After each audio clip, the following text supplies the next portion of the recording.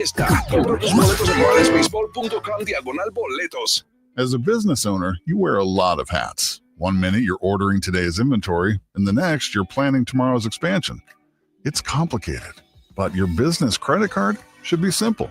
With the Signify Business Cash Card by Wells Fargo, you earn unlimited 2% cash rewards on purchases for your business, with no caps or categories to track.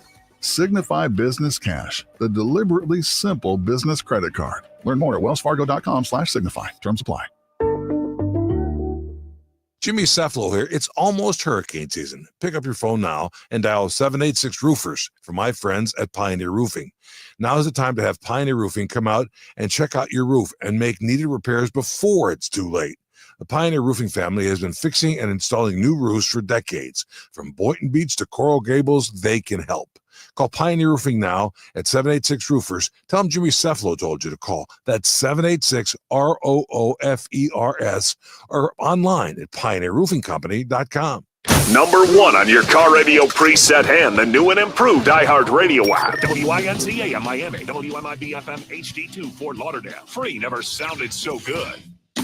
Broadcasting live from the Fox Sports 940 Anajar and Levine Accident Attorney Studios. Call 1-800-747-FREE. That's 1-800-747-3733.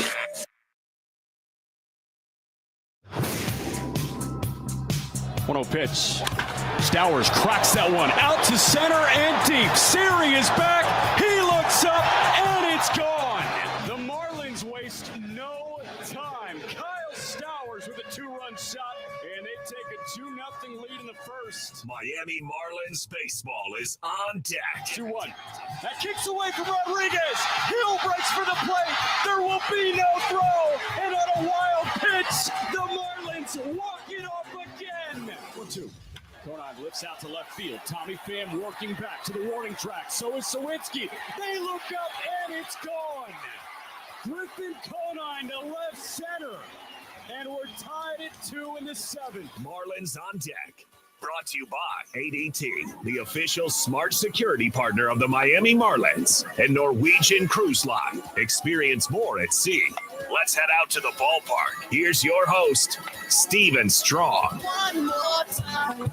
All right, nice job, Ricardo and Ahmed. Welcome live from historic Wrigley Field, home of the Cubs since 1914 on a 61-degree Monday night in the Windy City. You're listening to Miami Marlins baseball on the radio, Fox Sports 940 Miami. Game 40 of 162, the last leg of this Chicago special. It feels like Groundhog Day. We spent 3 days at Rate Field in the south side. Now we'll spend 3 days in the north side at Wrigley Field. The Marlins dropped 2 out of 3 against the Sox, looking to bounce back here tonight with Cal Quantrill on the mound. We bring you game 1 of this 3-game set between the 23-18 Chicago Cubs and your 15-24 Miami Marlins. The aforementioned 30-year-old veteran right-hander Cal Quantrill takes the mound for Clayton McCullough's Marlins tonight. He was awesome in his last outing against the Dodgers, gave up 1 run over 5 frames. Quantrill goes opposite Colin Ray, 34-year-old right-hander who has been sensational early on for the Chicago Cubs, signed in January with the Cubbies to a 1-year, $5 million deal. He has started, he's come out of the bullpen, and he's pitching to a 2 ERA. First pitch is slated tonight for 7:40 right here on the Marlins Radio Network. Well, what's going on, everyone? Welcome in. Great way to start your week on this Monday night with Jack McMullen and Rod Allen. I'm Steven Strom. Got a good lineup for the show tonight. We'll talk about where both teams are at coming into the week. Jack and Clayton preview game 1. We'll get you ahead of the count with Cal and Ray. Plus, we got some roster moves. Just one is really important that happened this afternoon. We'll share that in a few. Jack will jump in for some back and forth. We'll get to our Expo question of today at Marlins Radio and, of course, Steve's guarantee to victory. So let's start with the Cubbies. They look to get back on track as they return to Wrigley to host Miami. They've lost 5 of their last 7 games, and the offense has been the big problem. They've scored just 10 runs over 5 losses. The Cubs have also scored 2 or fewer runs in 4 of those 5 defeats, including both losses against the Mets at Citi Field over the weekend. Now, they're still 5 games over 500, 23-18, but these fans are aware of what last year's may look like. 10-18 in 2024. The Cubs got off to a decent start. 10-14 or 10-18 rather last year really set them back, and they just couldn't get out of that funk. The Cubbies are early in the month of May, but they are 5-5 to start the month. Pete Crow Armstrong, if you don't know the name, you're going to know it this week. He continues to be one of the highlights of Chicago's season. He's got 4 home runs. He's slugging .629 in his last 9 games. Craig Counsell tonight will look to get Kyle Tucker and Seiya Suzuki going for that Cubbies offense. We hope that they don't get going until the end of the week when we're getting the heck out of here back to the 305. Speaking of the 305, the Marlins, the offense really dried up in the south side of Chicago. They played at just 7 runs in the last 3 games, and they just lost Dane Myers. That was one of our roster moves. Derek Hill activated, but Dane Myers going to the IL with an oblique strain. One of their hottest hitters. He had hit .337 up to this point. Agustin Ramirez, he's cooled down 1 for 12 during that last 3 games against the White Sox. The big thing that happened over the weekend, though, was the Marlins' struggles with runners in scoring position. As a team, over Friday, Saturday, and Sunday, 4 for 36. That has to change. Jack McMullen and Clayton McCullough talked about it in their sit-down in the next segment. We'll get to that in just a few minutes. We talked about Cal Quantrill. The Marlins will rely heavily on Cal tonight. He's coming off 5 innings of 1-run ball against the Dodgers. We feel like he figured something out with this cutter split combo. We will see if Cal has what it takes tonight against this Cubbies team that's looking to at least get a little bit louder offensively. It's going to be an interesting dynamic. Who shuts down who? Coming up next, Clayton McCullough and Jack McMullen join the program. They will sit down to preview Game 1 of this 3-game set from historic, and it is a beautiful night for baseball on the north side of Chicago at Wrigley Field. 7:40 first pitch. Steven Strom, Jack McMullen, Rod Allen, those two have your call. We are back in 2 minutes on the Marlins Radio Network. Masterminds behind it. Nope. We got him. Yeah, we do. 1-1 pitch. That one hit high in the air, out to left and deep. Conforto is back, and that's a get-right swing for Agustin Ramirez. He was a little cold, but a big swing from the rookie catcher is a 3-run shot. And all of a sudden, it's a 3-run game. Can I cut you off real quick? This is where the podcast actually starts. Take a look at Steven's T-shirt. No way. Are you guys rolling? We're rolling. We're rolling. Oh, cool. What's up, guys? Those were 2 time-buying questions. Thanks for joining us. Don't leave me hanging, though. Oh, man. This is so good. So for our Spotify and Apple Podcast crowd, Steven found a shirt on Amazon that says, "I love it when my wife lets me watch Eric Wagner." Oh, I remember. This shirt's on Amazon. What's the deal with this shirt? Again, I love it when my wife lets me watch Eric Wagner. What's going on? So we had an interview with Eric in the offseason, and it was actually credit to Kyle Seeloff. He was like, I think there's a T-shirt of my wife loves it when I watch Eric Wagner. I love it when I love the inning with a single. It's 3 straight innings with a leadoff knock. The pitch to Liam Hicks. That one drilled out to right. He got that one. Liam Hicks sends it into the Dodger bullpen. His second big league homer, and it's 2-1 fish in the 5th. Paez couldn't catch that one, Jack. From Luis Garcia. 1-2. Another sweeper, and Norby drills it. Out to left. Conforto back. Conforto leaps up, and it's over his head and off the wall. Augustine will score from third base, and Connor Norby with an RBI double. We're tied at 3 in the bottom of the 6th. Looks like he got a little Kenley Jansen in his setup. Dane Myers lines one up the middle. That's in for a base.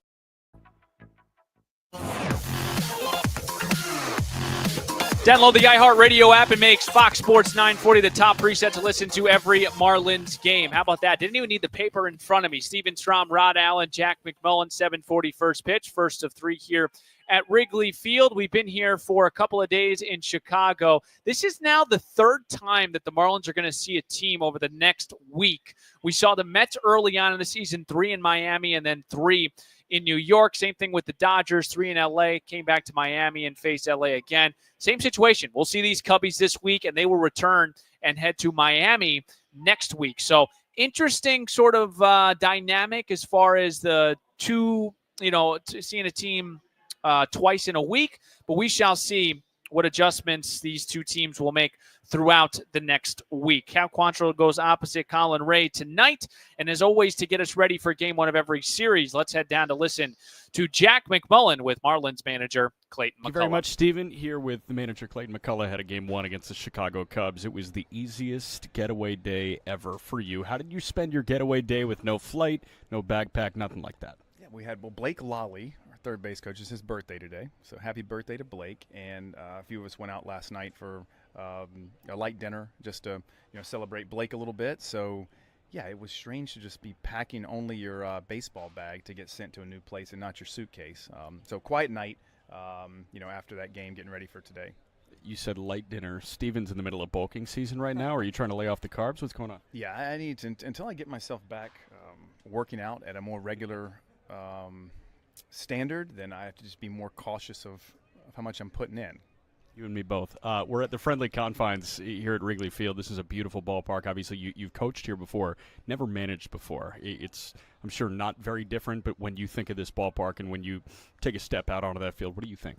Yeah, I mean, you just think, the baseball fan, the history of our game, this is, Wrigley Field is one of those, kind of iconic sites, and a lot of terrific players will, have a lot of great moments have, happened here. So, this is cool. This is up there, like you get to go to Fenway and, Dodger Stadium and Yankee Stadium. And you kind of, we're all fans of the game, I think, in some way. So to be able to, come here and this be work is really cool.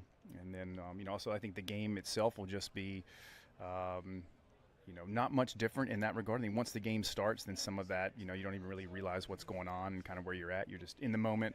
But always a fun trip each year to come here to Wrigley. You guys are facing a really good Cubs lineup right now, and it features Kyle Tucker at the top, Seiya Suzuki at the top. I feel like the one that the baseball world is starting to appreciate now is Pete Crow Armstrong in the leadoff spot.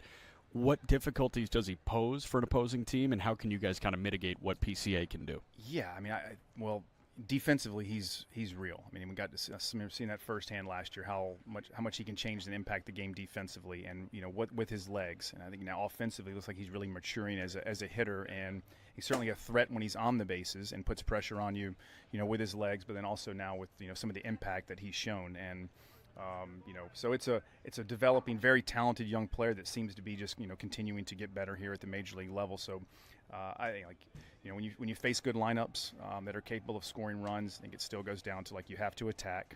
You have to put yourself and give yourself a chance and get in counts and try to keep the leverage on your side, as best you can, and realize you're going to give up some hits, and there's some home runs that come out of that, but you're just trying to make those solo shots and just try to be the aggressor from a pitching standpoint. Clayton, unfortunately, we saw both edges of the sword when it comes to the injured list in center field. We saw Dane Myers go on the 10-day IL. We saw Derek Hill come off the 10-day IL. What are you guys losing with Dane hitting the shelf right now, and what are you gaining with Derek back? Yeah, Dane was playing so well. I think as much as I feel, very unfortunate the timing of just because how well he was playing. He was, taking high quality at bats. He was coming up with big hits. Playing well in the outfield, stealing some bases. So he was doing a lot of things to help us out. And then, with Derek, similar. Derek was playing really high-quality defense prior to, injuring his hand. And, offensively, Derek was putting together good at-bats as well. There's some slugging there with Derek. So I think we're going to get it's exciting to get Derek back. And, again, for what he can bring, it just, you hate for it to be, unfortunately, with what went down with Dane.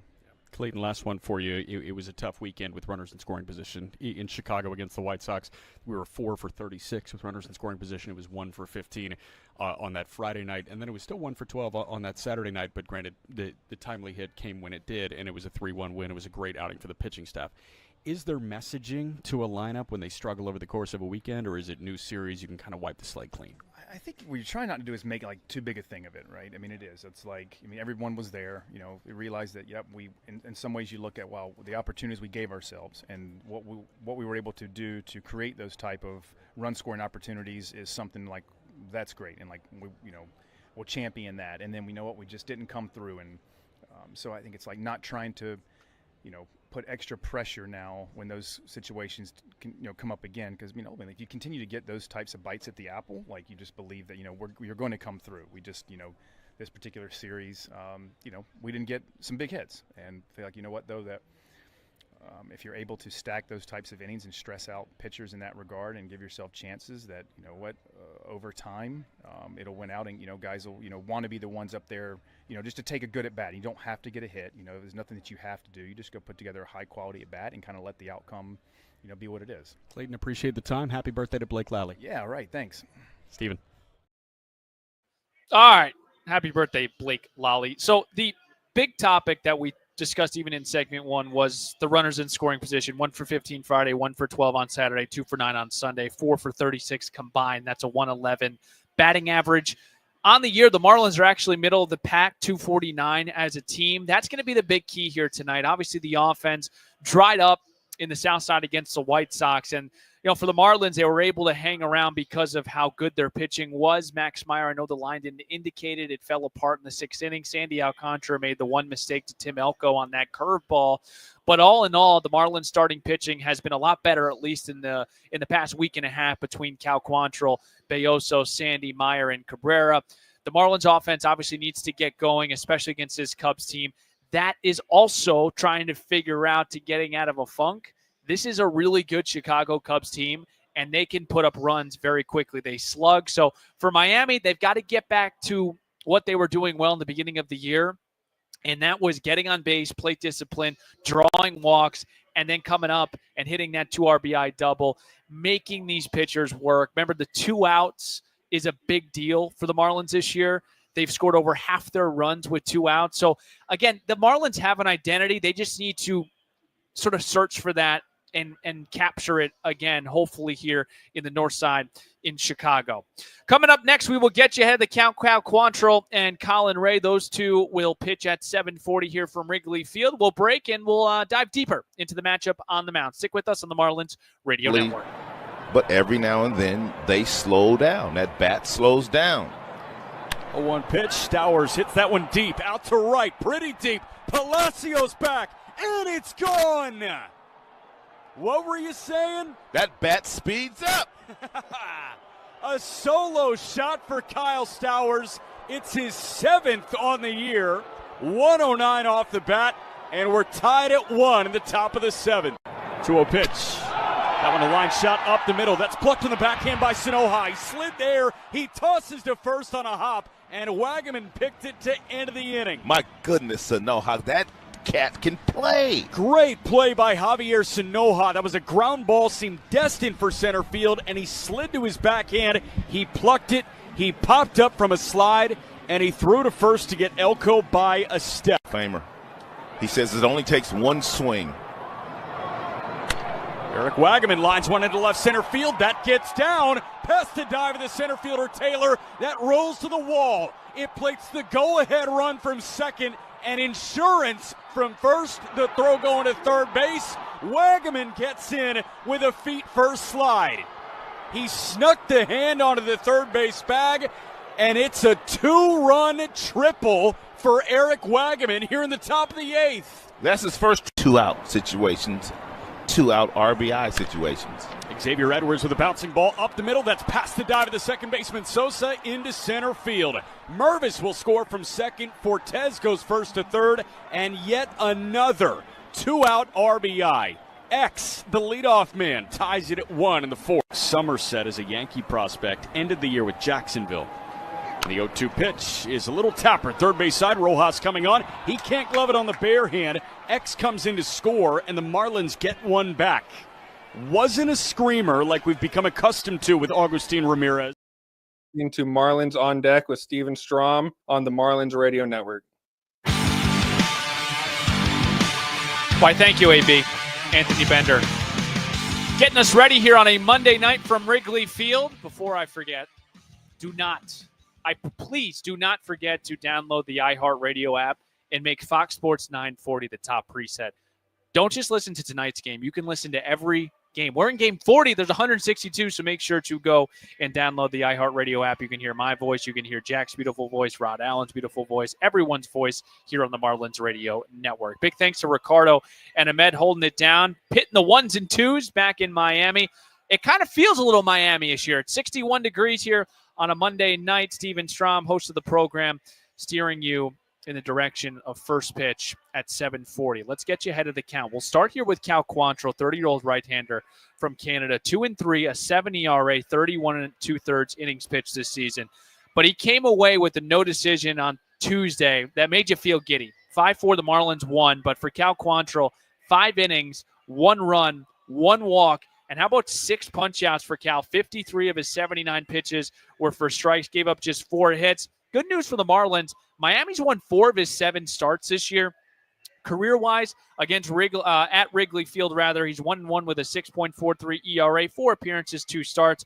But what I looked up and interesting, I don't know if you buy too much into this, but for Cal Quantrill in the month of May, it's by far his best month of his career. 7-7, a 3.62 ERA in 22 starts. We saw, of course, in his first start in the month of May, throw 5, giving up 1 run against the Dodgers. We'll see here if Cal can continue this strong month of May across his career. The Marlins will need a good outing, but also to get their offense going after going 4 for 36 in the South Side against the White Sox.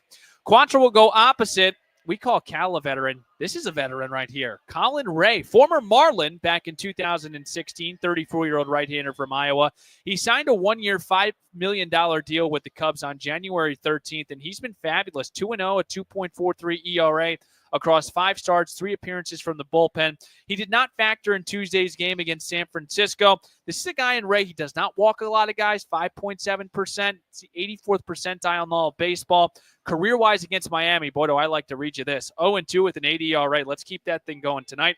He throws a 4-seamer, a slider, a cutter, a curveball, a sweeper, a sinker, a splitter. So he throws a kitchen sink at you. You like that, Jack McMullen? Yeah, I do. The pitch for Colin Ray that the Marlins are going to have to capitalize on, the slider. Opponents hitting .333 against that slide piece. We will see here if the Marlins seek out that pitch here tonight at Wrigley Field. So Cal Quantrill, Colin Ray, those two have your pitching matchup at 7:40. We'll break here. Got a couple questions for Mr. Jack McMullen. That is next on the Marlins Radio Network. But every now and then they slow down. That bat slows down. A 1 pitch. Stowers hits that one deep, out to right, pretty deep. Palacios back, and it's gone. What were you saying? That bat speeds up. A solo shot for Kyle Stowers. It's his 7th on the year. 109 off the bat, and we're tied at 1 in the top of the 7th. 2-0 pitch. That one a line shot up the middle. That's plucked in the backhand by Sanoha. He slid there. He tosses to first on a hop, and Wagaman picked it to end of the inning. My goodness, Sanoha, that cat can play. Great play by Javier Sanoha. That was a ground ball, seemed destined for center field, and he slid to his backhand. He plucked it. He popped up from a slide, and he threw to first to get Elko by a step. Famer. He says it only takes 1 swing.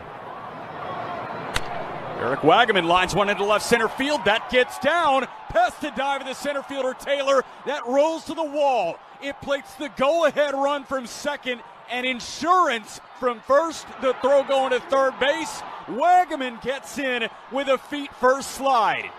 He snuck the hand onto the third base bag, and it's a 2-run triple for Eric Wagaman here in the top of the 8th. That's his first 2-out situations. 2-out RBI situations. Xavier Edwards with a bouncing ball up the middle. That's past the dive of the second baseman Sosa into center field. Mervis will score from second. Fortes goes first to third. And yet another 2-out RBI. X, the leadoff man, ties it at 1 in the 4th. Somerset is a Yankee prospect. Ended the year with Jacksonville. The 0-2 pitch is a little tapper. Third base side, Rojas coming on. 4-500-LOCK. That's 954-500-LOCK or visit LoctiteImpact.com.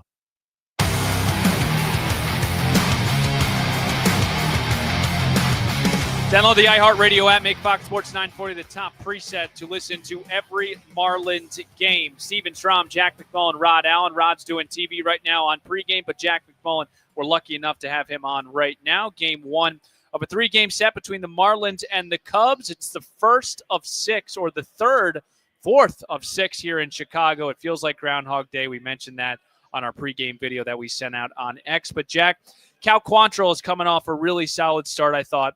I would say it's the best next to his Atlanta one, but the key for him was that cutter and that split. He threw it 34 and 30% of the time. What's the game plan for Cal? Are we going to see something similar? Yeah, it's a good question. Also, for our StreamYard crowd, sorry I'm so close to the camera, but there's not much table space to work with here at the friendly confines. I mean, talk about confines. But no, I think the reason that Atlanta start and the reason that Dodgers start last time out were so successful is because he was doing something new. And he was very splitter-focused in his first start. That came in Miami. He goes to Atlanta, his second start. What did he do? Well, he got away from the splitter a little bit. He went to the four-seamer. He went to the sinker a bit more. And the Atlanta offense, granted they were struggling, might not have been as effective against it because they weren't expecting that many fastballs. They were expecting more splits than they actually got. Then he starts to settle back into that splitter rhythm. Sure. And then what happens against the Dodgers? He introduces that cutter way more than any Dodger hitter could have possibly expected. So what happened here? He attacks with the cutter in splitter counts, and Dodger hitters are on their heels. I expect Cal to try and do something a little new today, but also not get too far away from that cutter because pitching backwards, quote unquote, was the recipe for success for him last time out. We've seen a lot better performances from the starters, at least the past week. Valente Belloso, Edward Cabrera. I know Sandy got burned on one pitch, but I think all in all, Daniel Moscas has this group trending in the right direction. Offensively, Jack, the Marlins lose Dane Myers to the IL, 10 days with the oblique strain, hitting .337. He was arguably the Marlins' best player next to Kyle Stowers offensively. Derek Hill up. This is big shoes to fill in Dane Myers because I felt like he kept the Marlins afloat in a lot of games. Yeah, and I don't know if you can fill those shoes offensively with Derek Hill. We'll see him put his best foot forward to do that, but Hill is not a guy that is as dynamic offensively as Dane Myers is. What does Derek Hill do really well? Well, he's one of the best center field defenders in Major League Baseball. So Dane was awesome defensively. You may actually get a tick up defensively when you put Derek Hill in the lineup. You also get even more of a threat on the base paths, and Dane was a threat on the base paths. Yes, he Hill was. is faster. You lose a bit of that bat to ball that Dane was showcasing, and you lose a bit of that liners to left center and right center that Dane was showcasing. But with Hill, I think you're not losing a step when it comes to outfield defense and the ability for the center field position to wreak havoc on the base paths. Jack McMullen with me now on Marlins on Deck. We get you ready for game one of this three-game set between the Marlins and the Cubs. You know, in basketball, Jack, when you're struggling shooting from the field, what do they always tell you? Get to the free throw line. Start to see the ball go through the hoop. Runners in scoring position. Is there any sort of analogy that we can give from basketball to baseball? 4 for 36 in that series against the White Sox. What's the equivalent to getting to the free throw line for getting guys in runners in scoring position? A bloop RBI single, to be honest. Like, you just got to see one fall. And the thing is, even when you go and hunt contact sometimes, you might get your shot swatted into oblivion. You might get unlucky. You might miss a layup, but you also might meet Rudy Gobert at the rim, and he may send it into the fifth row. I think with baseball, there's no hiding. Like, I think you just need to see one fall. And we talk about guys shooting on a cold stretch. You might just have to see one fall, and that'll get the three-point stroke right, because even if you do end up at the free throw line, you're still going to be thinking about that cold stretch when you pull up for your next three ball. And with baseball, you're always going to find yourself in situations with runners in scoring position. Yep. So, like, okay. And the Marlins are hitting 249, which is middle of the pack. Yeah, of course. So it's not like you need to blister a ball at 110 off the bat into the left center field gap and it short hops the wall off the warning track. Like, I'm just talking a little rinky-dink blooper down the third base line that drops in and a run comes in, and that may Loosen just up the collectively collar a little bit. just drop everyone's shoulders a little bit and unclench their jaw a little bit. So I honestly think it's as simple as seeing one fall. Does Merv get booed tonight? No, Merv gets, I think, a round of applause. I'm interested, honestly, to see what it does, because it's really interesting. I will say he had such a good story coming through Chicago and coming through the farm system. He was the best hitter in minor league baseball in 2022. And he came up in 2023, like Obvious T-shirts, which sits like just beyond the wall in left field. Like, they printed out shirts with the term MASH Mervis, and it was a take on the TV show logo of MASH, the all-time, one of the all-time great television shows.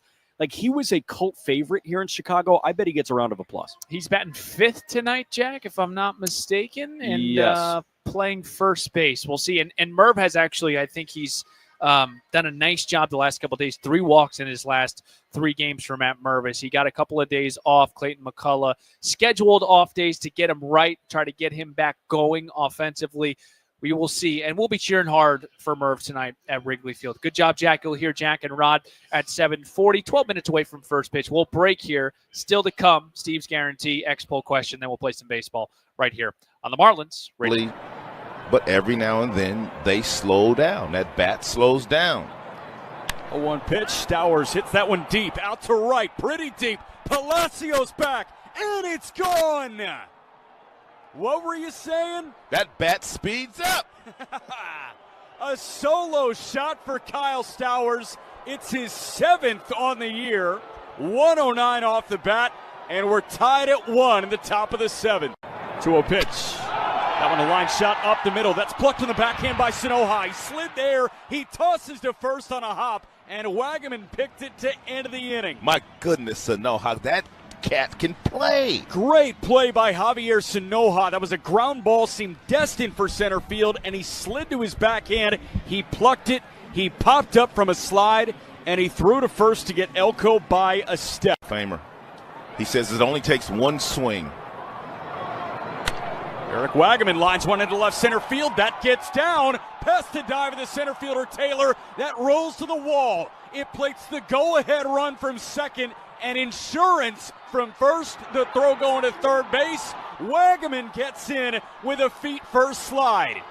He snuck the hand onto the third base bag, and it's a 2-run triple for Eric Wagaman here in the top of the 8th. That's his first 2-out situations. 2-out RBI situations. Xavier Edwards with a bouncing ball up the middle. That's past the dive of the second baseman Sosa into center field. Mervis will score from second. Fortes goes first to third. And yet another 2-out RBI. X, the leadoff man, ties it at 1 in the 4th. Somerset is a Yankee prospect. Ended the year with Jacksonville.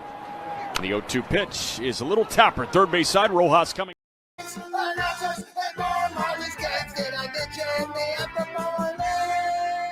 Stream now.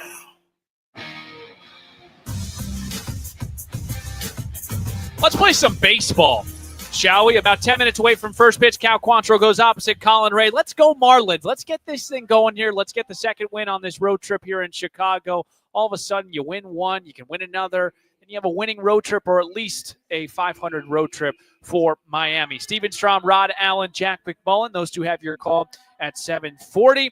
The Marlins, 4 for 36 with runners in scoring position. Something to look out for today. Hopefully Miami can get their offense going here tonight against the Cubs. Let's get to our X-Poll question of today at Marlins Radio. On May 12th, 2001, what Marlin threw a no-hitter on this date 24 years ago? Make sure to vote at Marlins Radio. It's time for Steve's Guarantee. Batter up. Batter up. Let's play some ball. First pitch is moments away. Time now for Steve's Guarantees. It's all about Merv. Matt Mervis makes his return to Wrigley Field for the first time. I like him to collect 2 hits in his old ballpark. 3 straight games with a walk, 1 for 2 yesterday. You could tell he's seeing the ball a lot better. This would mean a lot, I think, for Matt Mervis to come out here and show out it's his old team. They traded for him, or they traded him to Miami. There's always a little bit extra juice, a little extra motivation there. I like Matt Mervis to have a couple of hits here tonight. Folks, I hope you got the itch for first pitch, because when we come back, Jack McMullen paints a picture. Rod Allen, he's ready to rock. Starting lineups in first pitch is right around the corner. Thanks for tuning in to the Marlins On Deck pregame show. I'm Steven Strom. Let's flip the M together, Miami. Marlins baseball is next. This is the Marlins Radio Network.